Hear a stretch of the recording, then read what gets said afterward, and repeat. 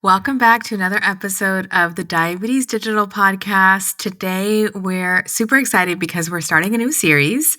And specifically, this series is focusing on women's health as it relates to diabetes.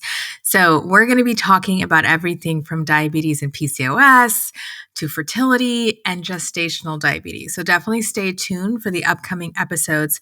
But today, specifically, we're talking about diabetes and PCOS. And I will say that so many of our patients who have either diabetes or prediabetes also have PCOS because there's a very strong link there, which we're going to get into. We'll talk all about what are some common symptoms of PCOS, both physical and emotional. Also, how PCOS is diagnosed and who should be screened for it. We're going to get into nutrition as well, some of the common myths and misconceptions, foods that you should try to incorporate into your diet, and whether or not there are foods you should avoid. And then we'll talk about some lifestyle factors that can be very helpful for managing PCOS. And this is all going to be from a weight inclusive and intuitive eating lens. Welcome to the Diabetes Digital Podcast. I'm Wendy. And I'm Jess, and we're best friends, registered dietitians, and diabetes educators.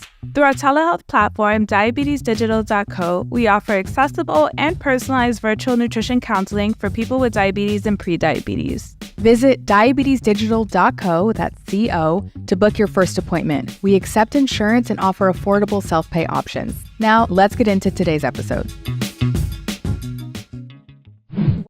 This podcast episode is brought to you by Hero Bread. If you have diabetes, prediabetes, or you just want to bring more balance into your meals, Hero Bread has become a favorite in my house. I've been seeing it in my local grocery store for a long time, but honestly, I'm going to be real, the label sounded too good to be true. I saw no sugar. It also had added protein and prebiotic fiber. I was skeptical. When the brand reached out, though, I did decide to give it a try, especially because if it was good, it was something we could recommend to our patients. So they sent me a variety of products, and let me be honest with you, we devoured half of those products in a week, and it was a huge box too. They don't just have bread. A lot of people think that it's just bread. They also have croissants, tortillas, burger buns, Hawaiian rolls. I've tried all of those things, and I love them. And the nice thing is they all have more protein than your usual options.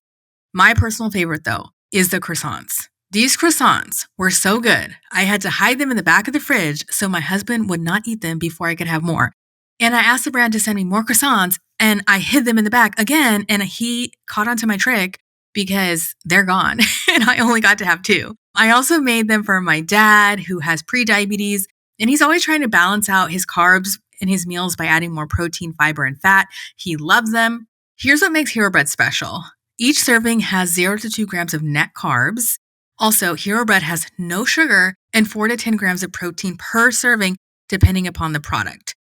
Whether you're looking to manage blood sugar or just want to add more protein and fiber to your meals, Hero Bread is a simple, tasty option. The bread is moist, it's chewy, it's delicious. I'm picky and I love it. If you're ready to give it a try, visit hero.co to shop their full lineup and use our coupon code DD10 to get 10% off at checkout. That's hero.co.co using our code DD as in Diabetes Digital 10, the number 10, to get 10% off.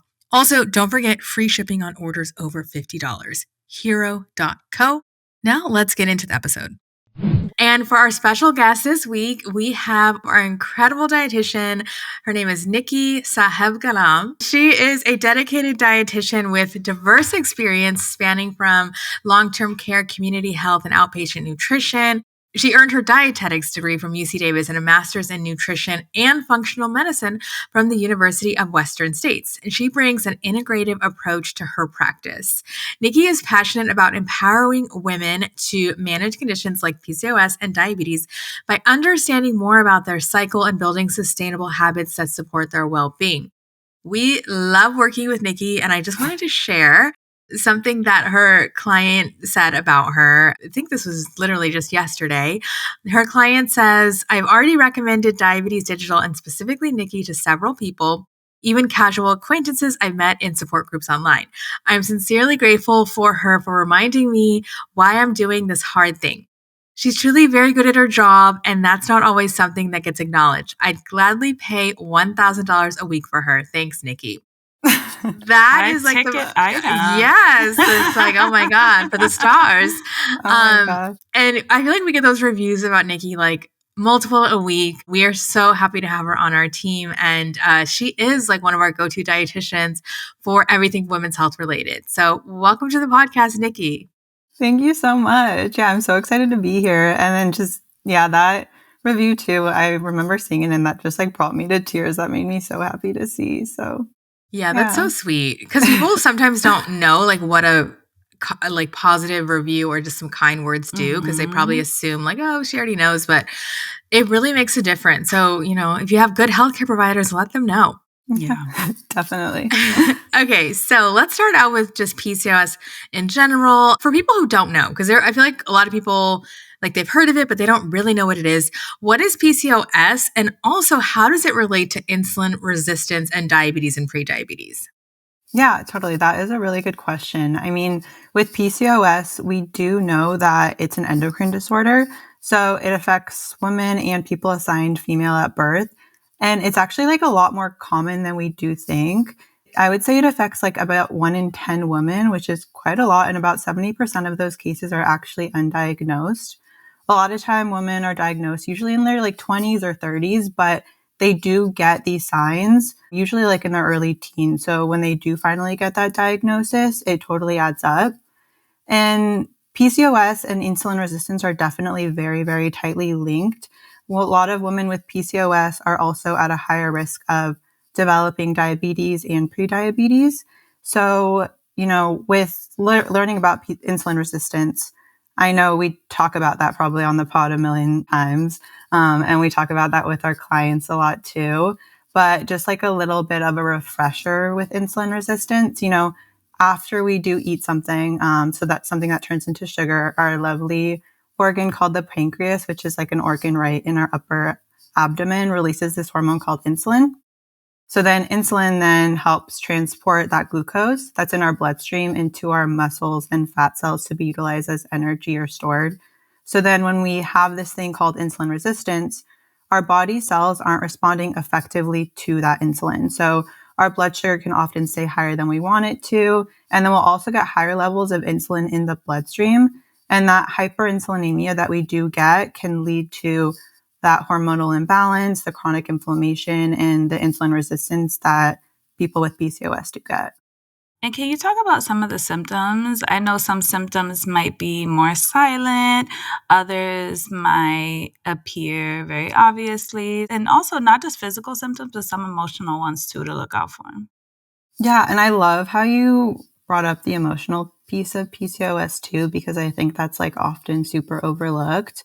With individuals that do get diagnosed with PCOS, I find that a lot of times, they've grown up yo-yo dieting their whole life, maybe have had like experiences of restriction and binging and just have not had the best relationship with food in their body. And so when they do get this type of diagnosis, it can be really like frustrating because a lot of times, the first recommendation is going to be weight loss. And so that in itself can be a really difficult thing to navigate, just with knowing that even with having this like heightened amounts of insulin in your cells, that can also make it a lot harder for you to even lose weight. And one of the symptoms of PCOS can be weight gain too. So that in itself can be really frustrating. And just also knowing that it is a hormonal condition too. People with PCOS have like heightened symptoms of PMS too. So like, those symptoms of anxiety, depression, especially like days leading up to your period, you can kind of feel a little bit of like out of control with your emotions. And, that comes with the hormonal imbalances that are coming from PCOS. With the physical side of things, that can also look like just having these like menstrual irregularities that are really common. So that can look like either having infrequent periods, having absent periods, having like really, really heavy periods too, and just not feeling like you're able to track your cycle and like know where you're at within your cycle, which I know can be a little bit frustrating, like having that disconnect. And then other physical symptoms are like hyperandrogenism, which that looks like maybe like acne around your chin, excess facial hair, excess hair around like your chest, your abdomen. And then even like male pattern, baldness, or thinning in your hair as well. Other things too, like knowing that insulin resistance is a portion of that. You can notice like there could be like skin tags. So that's like darkened skin patches directly around your like neck and armpits. And then, this is also like an absent, I would say, physical symptom, but when you do go to the doctor, you can get tested for those like polycystic ovaries. So those enlarged ovaries as well that can be detectable via ultrasound. Okay. And so for people who are feeling like, oh, I might have some of those symptoms, or especially, feeling emotional around their different times of their cycle, how is it diagnosed? Is it just diagnosed by the symptoms you said? Or are there any other tests people can do? Yeah. So again, PCOS is like still, it's not a new condition, but like the research on it is still relatively new. So we did come up with a diagnostic criteria. I think it was like back in 2003 called the Rotterdam criteria. And to be diagnosed with PCOS, you need to have 2 out of these 3 pieces of criteria. So that could be irregular absent ovulation. So if you are having infrequent periods, so fewer than 9 cycles per year, having like long menstrual cycles or even short menstrual cycles. So some people can have, a menstrual cycle of 20 days instead of that like, average of like around 28 days per month. And then, or having like a longer cycle. So between like 35 to 40 days, or just having no period at all. The second criteria would be like those signs of hyperandrogenism. So if you're having, either like in your lab test, having elevated androgen, so that's like testosterone, or other markers like DHEA sulfate. And then those like clinical signs of hirsutism, so excess hair growth, acne, or hair thinning as well. And then the third one is the polycystic ovary. So getting the ultrasound tested and seeing if you do have these enlarged ovaries as well. Okay, that's helpful.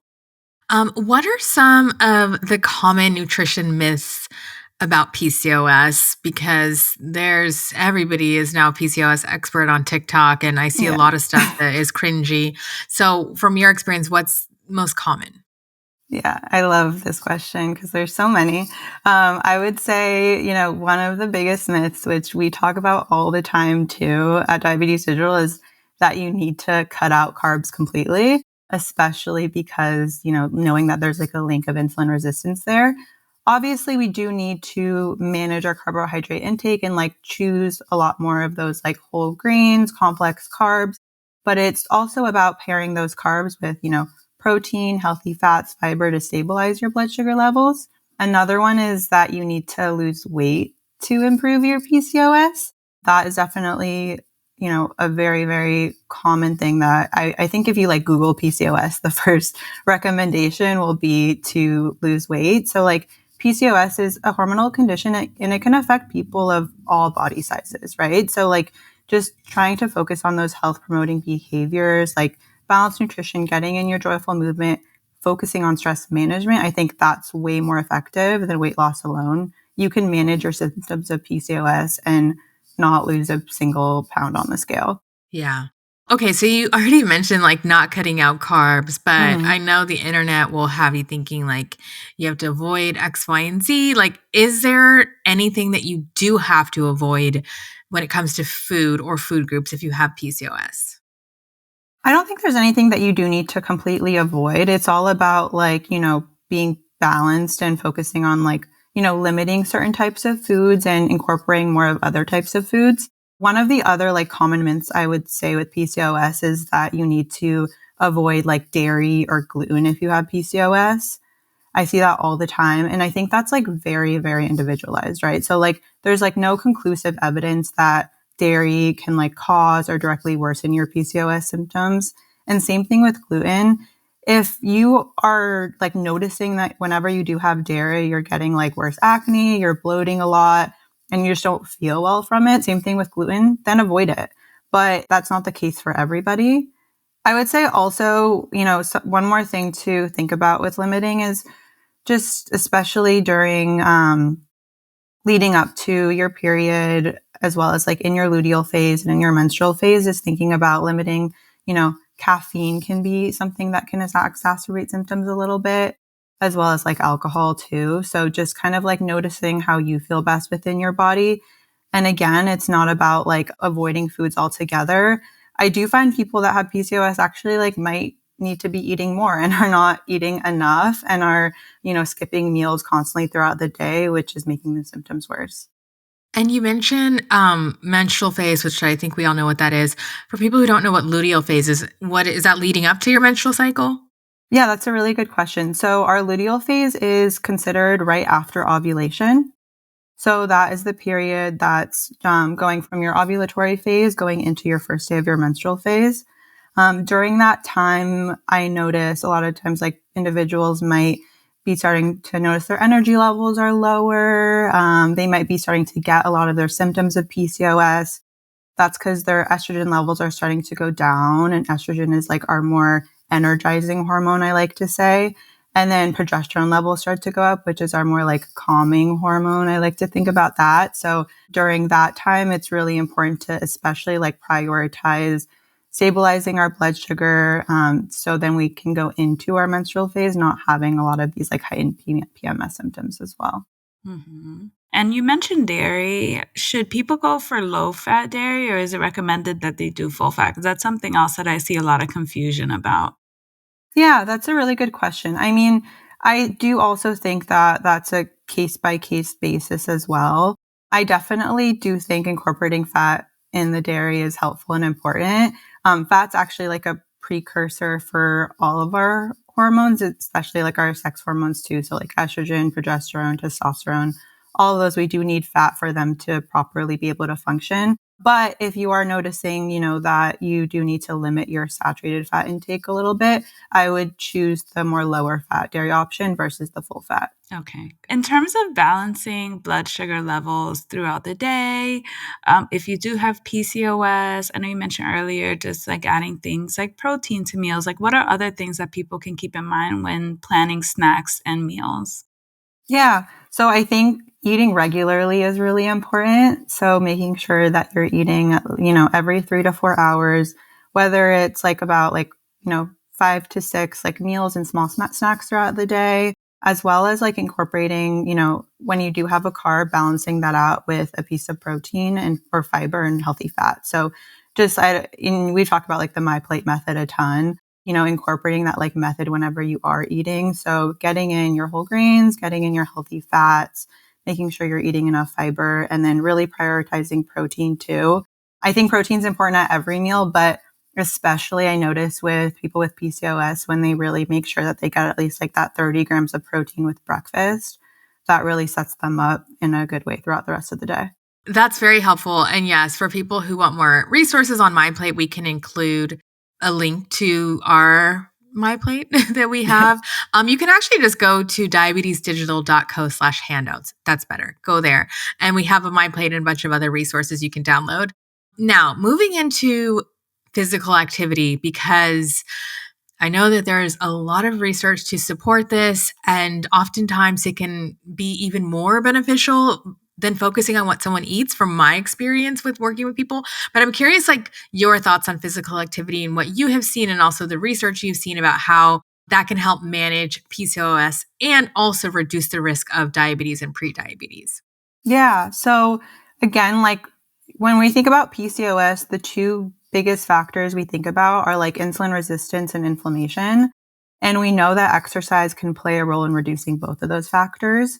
So getting in regular exercise throughout the day or throughout the week, that can help with keeping our blood sugar levels more stable because we're utilizing that glucose more efficiently. And then also reducing inflammation as well, like that chronic low grade inflammation that's common in PCOS and diabetes. Exercise can help lower those inflammatory markers in the body. I think something that I do see a lot with PCOS is people talking about incorporating a lot of more of those like low cortisol exercises, like, like lower stress type of workouts like yoga or Pilates instead of doing like that like HIIT workout or running. Again, I think that is like very individualized. I think both of them can be really powerful for anybody that does have PCOS or for anybody that does have diabetes or prediabetes. But again, it's about like, what are you doing throughout the day, right? So if you're waking up at like 7 a.m., having your black coffee, going to your HIIT workout, and then like intermittent fasting and then having your breakfast around like 12 o'clock, that's just like a cortisol spike bomb waiting to happen. So I think, incorporating both, like incorporating whatever type of joyful movement you do enjoy, but making sure you do get some of that like lower types of relaxing movement as well. Yeah. And what about strength training? Like, do you typically recommend? Because I have seen that for PCOS, that can be really helpful. What are your thoughts on that?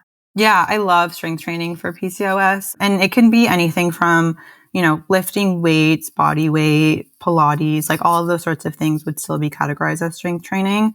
With PCOS, you want to make sure you're incorporating habits to help increase insulin sensitivity, right? So we do know that when we increase our muscle mass through strength training, that helps improve insulin sensitivity. So we're able to uptake that glucose into our cells to be utilized as energy a lot more efficiently.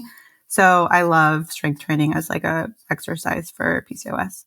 If people are not sure where to get started with that, we actually did a series about kind of insulin resistance and strength training and exercise. So we will include that in the show notes as well. Definitely check that out.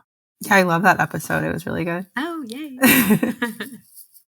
Now, in talking about stress, because we all know it can play a huge role when it comes to well-being, nutrition, insulin resistance, what are some of your recommended strategies for stress management? Yeah, so when we think about stress management, one of the things that comes up the most is like sleep. So if we're not getting enough good quality sleep at night, then that really impacts the rest of our day. So I really want to prioritize like getting in a good evening routine and morning routine when I'm working with my patients to make sure that they are getting about like that 7 to 9 hours of uninterrupted sleep. And then with other factors, there are other like ways to help with stress management too. Thinking about what fills up your cup, especially like when thinking about throughout the cycle too, right? So like at the beginning, when you're in your menstrual phase, your energy levels are probably really low. So like things that might fill up your cup for stress management might be like laying on the couch, watching your favorite movie with like a heating pad with a blanket on. And then once we're starting to feel a little bit more like ourselves and we're getting into our follicular phase, our estrogen's going up, maybe our ways to fill up our cup is by like doing some social activities with like friends or loved ones, or like expressing creativity in ways that you enjoy. So just finding like ways that, help manage your stress, I think is really important. And then again, that sleep piece too, like we really got to make sure we hone in on that too. Yeah, very helpful. Do you personally have anything that you do for sleep that's helpful? Yeah, working on reducing my screen time, like probably everybody else is. Yeah.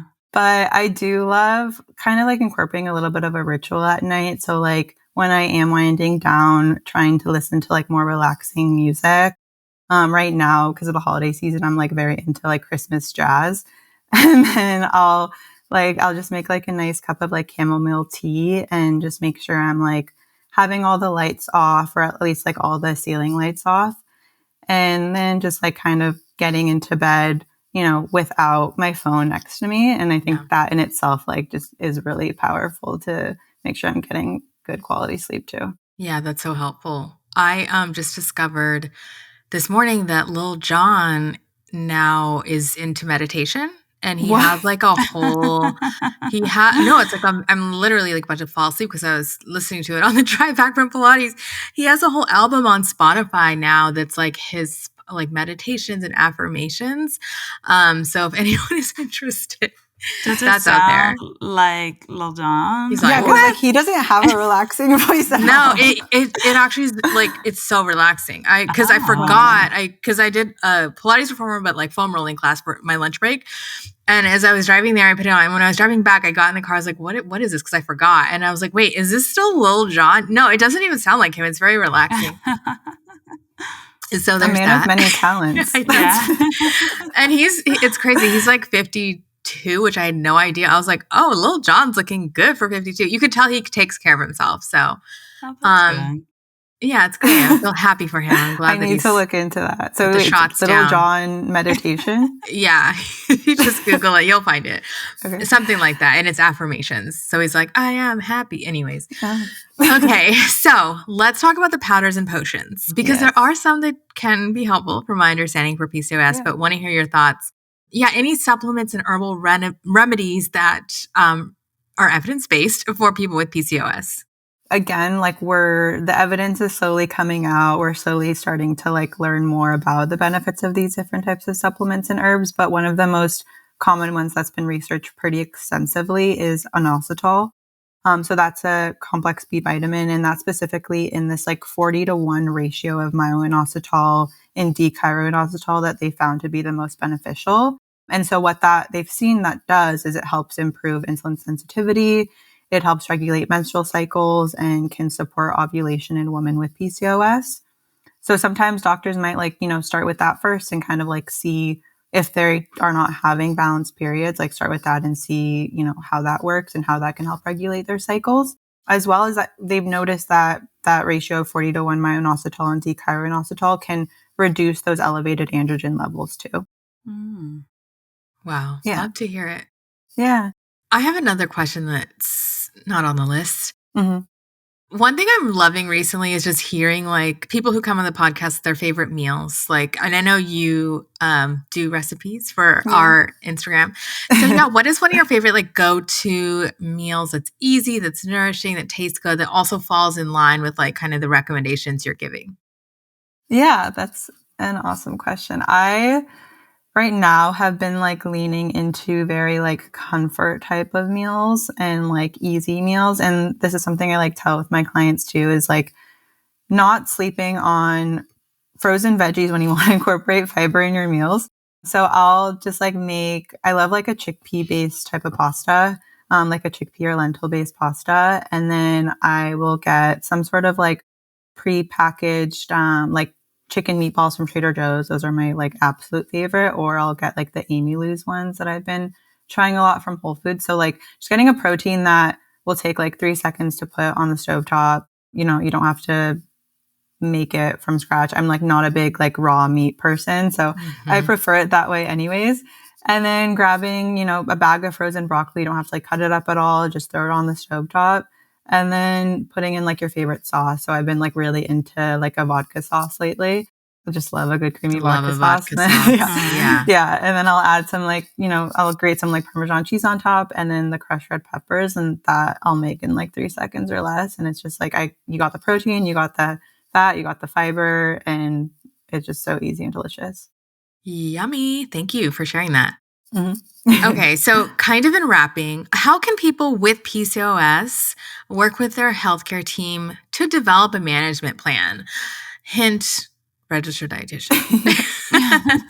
Yes, I biasly will say working with a dietitian can be very, very helpful. We educate on like the food aspect of helping to manage the symptoms of PCOS, but we also really like to integrate all the other factors as well. So like talking about stress management, talking about joyful movement, making sure we're getting good quality sleep, and like incorporating all of those factors. So then, we just don't focus on like just the food, which I think is like a common thing that we think about with dietitians. And then we make these like more sustainable recommendations so you don't feel overwhelmed with all of the things going on with PCOS. There's so much misinformation online and like, do this, don't do this, and like a lot of fear mongering. So definitely working with a dietitian can help quite a lot of that noise too. And if people want to work with you specifically, how can they do that? Well, if they want to work with me, you can go to diabetesdigital.co/quiz and fill out the little quiz on there to get started. And who is your ideal patient? Oh, that's a good question. Who do you want to attract, Nikki? My ideal patient is somebody that is looking to, build a healthier relationship with food and their body, and is just like willing and wanting to like understand a little bit more about nutrition and the nuance of it, and just have a fun time doing it too. Love to hear it. All right. Well, Thank you so much. This was awesome. We appreciate it. Of course. Thanks for having me. Thanks for joining us for today's episode. If you're interested in nutrition counseling with one of our expert dietitians to help improve your prediabetes or diabetes, visit us at diabetesdigital.co. Also, if you found our conversation helpful, do us a favor and rate and review this podcast on iTunes, plus share with someone who might find this helpful. You can also connect with us on Instagram at diabetesdigital.co. And tune in every Wednesday for practical, inclusive, and culturally humble diabetes insights. We'll catch you later. Bye.